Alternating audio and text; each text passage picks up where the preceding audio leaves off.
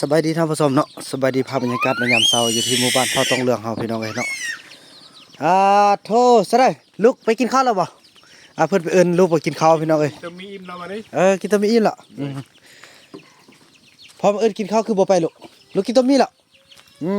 ย่ากินลูกบ่ต้องกินอยู่บ้านแม่เปื้อนบ่ได้กินอันนี้น่ะมากินอยู่โต๊ะโอ้ไปกินอยู่โต๊ะหรือว่าไปกินแบบนี้โอ้ผมเฮ็ดแบบนี้บ่ได้มันสิโลซะเปื้อนได้ลูกบ่เอานั่นนี่เปื้อนเห็นบ่หมดมื้อนึงอันน้ำว่านถือกับหมดก็ขึ้นเห็นบ่นี่มีน่ะขึ้นหมดแหละน่ะกดออกอันนี้น่ะหมดขึ้นโอ้โธ่เจ็บเด้พุ่นแม่พอเพิ่นมาส่วนกินข้าวแล้วก็จะเกี่ยมอันกันไปอันคนละมันเด้ออีพ่อก็ไปเด้ออีพ่อขับรถเด้อเห็นบ่เด้อเห็นบ่ลูกช่วยพ่อเด้อพ่อเฮาคันนั้นผู้ใดอยากได้โทรศัพท์คืออีพ่อล่มแหละคันอยากได้โทรศัพท์เราไปเฮ็ดเวียกในพ่อแล้วปีหน้าเราเฮาไข่มันต้นใดเราอีพ่อซื้อโทรศัพท์พุ่นละหน่วยเด้อนั่นได้เนาะเมื่อกี้อีพ่อพ่อไล่เพิ่นมาเอิ้นกินข้าวนึงแล้วพ่อลูกบ่ไปพ่อลูกอิ่มละส่วนอันนี้ก็โอ้ก็กินเนอะเอาผักใส่ได้ไหมนี่ผักนี่ผักเบิ่งลูกซีมึงเด้อได้บ่ซีมตัวนึงเลยเด้อเบิ่งนากระโบลากูดอกไว้เบิดบ่กูดอกเย็นบ่อาบน้ำเลยบ่เลือดเกือบเนี่ย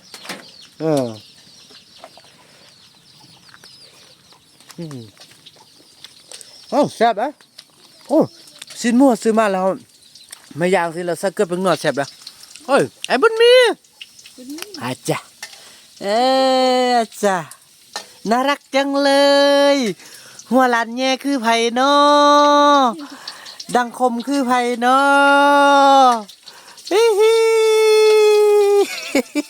ดังคมคืออีแม่เนาะตาน้อยเพิ่นกินละลูกอิ่มแล้วโอ้เบิ่งนี่บ่ได้ล้างหน้าล้างตาจังน้ำหมดแล้วป้อโถเฮ็ดจังได๋มื้อนึงก็แดดติเนาะแม่ท้อแพทย์เปิดปะอีกแล้วแม่ท้อแพทย์ได้ตั้งเนอะแล้วบัดที่3แล้วมันบ่ได้ยินแล้วรับแล้วเนาะแล้วก็เปิดออกหมดเลยโอ้เฮียบ่ต้องเปิดน้ำนะตัวเองไปเปิดน้ำมันก็หมดโอ้เฮาให้บ่มีไฟคันมีไฟแค่นแด้นี่บ่มีนี่น้องเบิ่งบัดนั้นละแบ่งให้แม่ท้อแพทย์กินเด้อซาลี่เป็นเวียของซาลี่เด้อเวียของซาลี่แล้วแบ่งข้าวแม่ท้อแพทย์แล้วก็ข้าวเด้ต้นสาดข้าวผู้เฒ่าตอนน้อยอิ่มแล้วเนาะเบิ่งเราลองซิมดูซิมือของเคยไหมเฮานี่เบิ่งให้ซิมนำเด้อแซ่บอ้ายแซ่บเด้อโอ้ข้าวแข้งอ้ายนี่ข้าวเย็นบ่ได้เจ้าซ้ำตอนเช้าน่ะน้องเจ้ามันว่าเลยอยากเอาน้องเจ้าครับแล้วหมดแล้วเนี่ยเอามาหมดละตักของกินหมดละจ้ะหมดแล้วเนี่ยเนาะหมดละแล้วพระราชาได้กินแล้วยังเนี่ยแบ่งพระราชาของกินแล้วก็มีของกินแล้วก็มีแล้วแล้วก็อุ่นกินแล้วนะแล้วเราอุ่นของกินเก่าของเรานี่แหละน้องเอาจะใส่ส่วนผู้เฒ่านี่แหละสำคัญนะสำคัญผู้เฒ่านี่ต้นศาสตร์เขาเพราะว่าเขา2 คนเฮาอยู่เนาะ2 คนเราไม่เท่ามีแท้เราก็ฮู้เราครัวกินเองได้แล้วมีแต่ว่าไม่เท่ามีเนี่ยเอาลี่น้องกินข้าวน้องนั่งแม่น้องบ่ต้องยืนน้องเปียกก็น้องก็นั่งข้างนี้โอ้ผู้ใดจะเห็นยืนมันบ่ได้กินข้าวน่ะเนาะบอกเมียได้จังซี่แหละได้ก็ได้ซอสเอาน้องได้ซอสเอาละอันใดก็ได้เขาหาก็ออกมายืนนำเฮากินเด้อเราอย่าลืมแบ่งให้แม่ทัพแพทย์เด้แบ่งแม่ทัพแพทย์เด้แบ่งแม่ทัพแพทย์กินมันนี่มีคนมากินข้าวนำเนาะโอ้เธอมีแห้งโอ้เดี๋ยวนี้ซาลีมากินข้าวแล้วเฮาสิได้ไปคนอันลำมันพี่น้องเอ้ยพอจะได้เอารถใหญ่บ่นำไปเลยพอรถซิ่งเฮาก็บ่มีแล้วน้องเอ้ยค่ายไปปลุกเฮือนไปตัดหลังคาเฮือนอันรีบเอาเดี๋ยวเฮามาตักไปให้มันตู้ไว้ไปพัวบอกยังน่ะไปฮู้บ่อย่าขาดเด้ชัวซาลีนี่เด้อ พวกคว้าแล้วสาลีต้องเป็นคนตักอันนี้มันเข้าเตนี่นะ เข้าไอ้ เขาเจ้าก็โอ้กลุ่มไล่เดือนเติบเลยเด้อพี่น้องตั้งแต่นโอ้เน่เพิ่นก็มีคง เอาตัวมาแล้วเอาตัวมาเต็มนี่เอามาไม่ได้เอาตัวมาเต็มที่ อันนี้อ๋อตักตัวนี้แล้วเอาตัวนั้นไปตึมโอ้เพิ่นก็จงพี่เด้พี่น้องเอ้ยส่วนพระอาจารย์น่ะเพิ่นก็เห็นเนาะเพิ่นมีแล้วนี่มีแล้วอันนี้มันเนี่ยนี่พระอาจารย์เพิ่นเมื่อวานนี่เกี่ยมเครื่องสิไปป่าพี่น้องเอ้ยบ่าวบ่นำเว้าให้ไปก็ไปว่ะแต่บ่าวบ่นำสิเกี่ยมติดตามไปนะเกี่ยมติดตามไปแล้วก็แต่ว่าบ่ไปพี่น้อยเนาะตักตอนนั้นให้เติมสำคัญแต่ละมื้อเฮากินน่ะกับผู้เฒ่าเฮาได้กินนำน่ะโดยเรื่องของกินคันหมดหลายก็สิออกไปซื้อตลาดให้บ่เป็นหยังน้องเอ้ยนี่แหละเฮาฮักก็มาก็บ่ฮู้อันใดเป็นอันใดซะเนาะได้ละบัดนี้ข้าวเรามีแล้วบ่เราเจ้าแล้วบ่อันนี้ไม่ทับแพทย์พี่น้องเอ้ยสำนี้อิ่มละส่วนไม่เท่ามีเนี่ยบ่ห่วงละลูกกินอิ่มแล้วเนี่ยเขานะเนี่ย ลูกกินในเขามี กินมาเท่ามีลูกยังบ่กินอีพ่ออีแม่ กินพอแม่ไหม ไปกินข้าวมื้อนึงไว้อีพ่ออีแม่เอิ้นกินไว้ปวดขี้คุณล่ะ ปวดขี้เด้ ใส่ลำนี่เรารู้ได้ นี่แหละน้องเอ้ยก่อนที่เขาจะไว้ใจผู้ใดผู้หนึงนี่เขาต้องคือไอ้ตะกี้คือกันแบบน้องนี่แหละเอิ้นเขาก็บ่ตอบถามเขาก็บ่ตอบแล้วบัดเขาฮู้ว่าเฮาดีกับเขาแท้น่ะไปซะก็แม่นแต่โดดกอดโดดหาเจียน้องเอ้ยนั่นนี่แหละคือกับไอ้ตอนนั้นนอลี่เนาะไอ้ตอนนั้นคือกันไปหม้อนี่บ่ได้แล้วแล่นกุนเขาถามก็บ่ตอบจังซี่แหละแต่เดี๋ยวนี้มันอาศัยใส่ความดีแล้วก็ใช้เวลาว่าเฮาจริงใจกับเขาแท้บ่ถ้าจริงใจแท้บ่ทายานเนี่ยก็พ่อไปซะก็เอิ้นไปนำจนบ่เทื่อเขาบ่อยากให้ไปก็จนให้นะมันเป็นนั้นได้เนาะอันนี้น่ะเอ้ย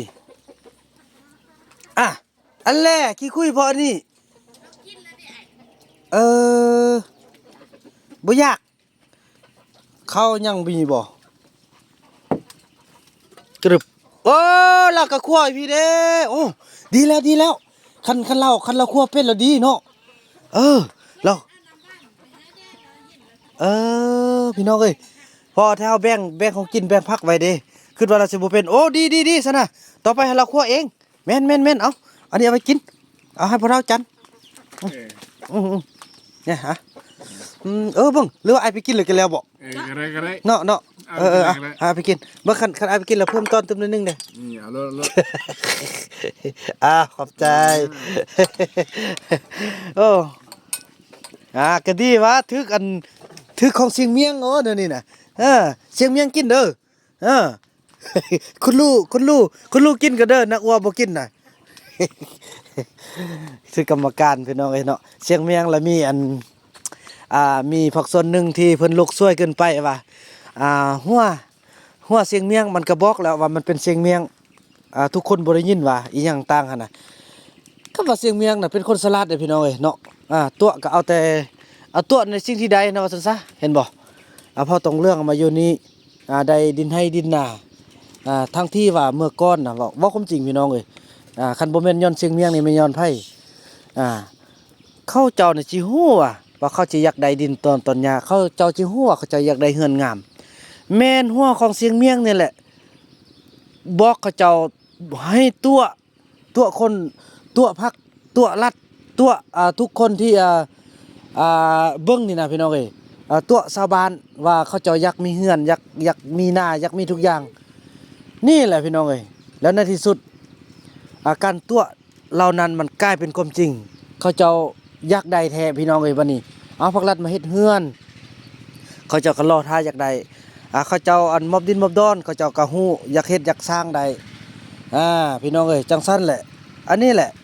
การตัวแต่ว่าตัวให้มันมีผลประโยชน์อย่าไปตัวในสิ่งที่บ่มีประโยชน์ตัวแล้วเอามาเป็นของตัวเองสิบ่ดีอันนี้ก็คือยอมรับพี่น้องการตัวแล้วก็ผู้ใหญ่ใจดีเพิ่นก็ฮู้ว่าเฮาเฮ็ดหยังฮู้เฮาคิดหยังอยู่แล้วเพิ่นก็จึงช่วยอีกตื้มเป็นอีกแห่งพี่น้องเอ้ย จึงเกิดเป็นผลประโยชน์ในการตัวข้องเสียงเมียงนี่แหละพี่น้องเอ้ยเฮาตัว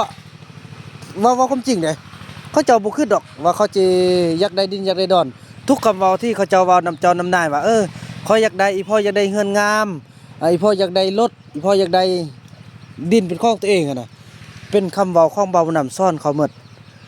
การซ่อนนี่แหละพี่น้องเป็นการที่ซ่อนในสิ่งที่ดีเห็นบ่เฮาซ่อนในสิ่งที่ดีมันก็ได้บ่ต่างหยังเฮาซ่อนนักเรียนนั่นแหละจากเมื่อก่อนเขาบ่ฮู้หยัง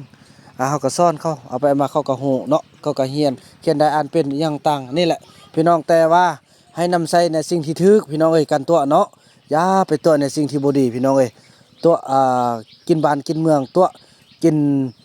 ทรัพย์สมบัติของผู้นั้นผู้นี้ในทางที่บ่ถูกนี่อันนี้ข้อนำอย่าตัวคันตัวแบบนี้เนาะตัวเพื่อเป็นบ้านเป็นเมืองได้มาแล้วมาให้เขาเจ้าสร้างพัฒนาเป็นของเขาเจ้าให้เขาเจ้าหลุดพ้นออกจากป่าให้เขาเจ้าบ่อึดบ่ยากบ่ดิ้นรนบ่เคลื่อนย้ายคือกับเมื่อก่อนอันนี้แหละเฮาควรส่งเสริมกันพี่น้องเอ้ยแต่ที่จริงแล้วเนาะ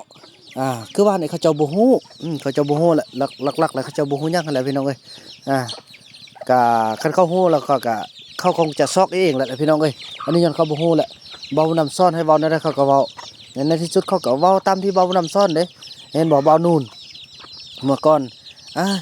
บอกเก่งเด้พี่น้องเอ้ยตัวเอกเด้ที่ว่าบัดสุดท้ายเบานำก็ก็บ่สร้างสิว่านำเบานูนเนาะทุกอย่างได้มาฮอดขนาดนี้แล้วเขาเจ้าก็ไปไปมาๆจังซั่นอันนี้ก็บางเทื่อบ่ฮอดจุดอิ่มตัวของเขาเนาะพี่น้องเนาะจังซั่นแหละพี่น้องเนาะคลิปนี้เสียงเมียจะขออนุญาตจบคลิปกันซ้ำนี้ก่อนพี่น้องเอ้ยเนาะเพราะว่าคนโลกสวยนี่เขายิ้มว่า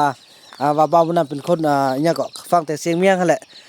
เฮาก็เสียงเมียในทางที่ถูกพี่น้องเอ้ยเนาะบ่แม่นว่าเสียงเมียในทางที่ขี้อิจฉายันลื่นบังเบียดเนาะพี่น้องเนาะเฮาบ่หวังให้คนอื่นเป็นทุกข์เฮาคิดตัวในสิ่งที่ว่าอยากให้ทุกคนอื่นมีสุขแล้วก็หลุดพ้นมีอยู่มีกิน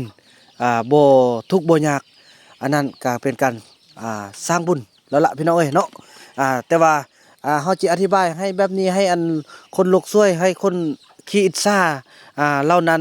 เข้าใจเขาบ่เข้าใจหรอกพี่น้องเอ้ยเพ้อๆเขาอาจจะพอแต่ได้ยินเฮาจิเว้านี่เขาก็เจ้ากันนี่แล้วแหละเขาบ่เข้าใจเขาบ่ฟังดอกคนพวกส่วนนั้นนะเพราะว่ามันบ่มีอยู่ในสมองเขาก็บ่ฮู้ว่าเขาเกิดมาใส่เวรใส่กรรมมันยังเขาก็บ่ฮู้แหล้วพี่น้องเอาตามแต่เวรแต่กรรมของพวกส่วนเหล่านั้นพี่น้องเนาะเฮาทำความดีต่อไปพี่น้องเอ้ยความดีนั่นล่ะจะมาช่วยปกปักรักษาพวกเฮาทุกคนที่ช่วย